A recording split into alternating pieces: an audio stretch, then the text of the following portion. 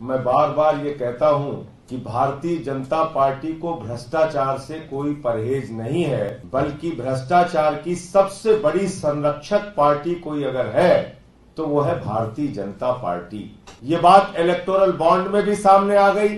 ये बात इस बात से भी साबित होती है कि अपने चंद पूंजीपति दोस्तों का भारत की सरकार ने और प्रधानमंत्री जी ने 15 लाख करोड़ रुपए माफ किया।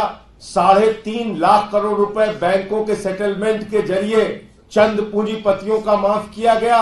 लेकिन उससे भी बड़ा मामला जो पूरे देश को हैरान कर देगा कि जिस 2G के खिलाफ खुद भारतीय जनता पार्टी के लोग चौराहे चौराहे पे, गली मोहल्ले में भारत के प्रधानमंत्री से लेकर पूरी पार्टी तक आंदोलन कर रही थी, प्रदर्शन कर रही थी, आवाज उठा रही थी और बार बार ये कह रही थी कि ये तरीका ठीक नहीं है, फर्स्ट कम फर्स्ट सर्व की जो पॉलिसी है वो गलत है। यही आरोप था। और 2012 में माननीय सर्वोच्च न्यायालय का ऐतिहासिक जजमेंट आया। उन्होंने कहा कि स्पेक्ट्रम जो बांटे जाएंगे उसकी नीलामी होनी चाहिए, उसका ऑक्शन होना चाहिए, उसको फर्स्ट कम फर्स्ट सर्व के बेसिस पे नहीं देना चाहिए। लेकिन मोदी जी और उनकी सरकार, भारत के प्रधानमंत्री पूरे देश के सामने आज बेनकाब हो गए। इन्होंने 2023 में जब 150 सांसद सदन से बाहर थे, उस समय वही नीति जिसके खिलाफ प्रधानमंत्री जी थे,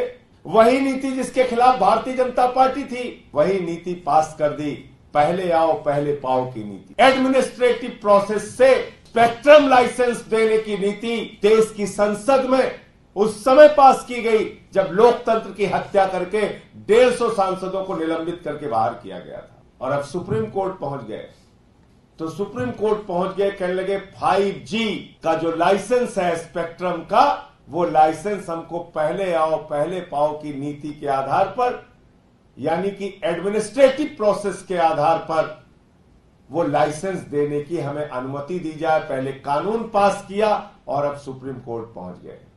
मानी सर्वोच्च न्यायालय के भी निर्णय लोग नहीं मानते।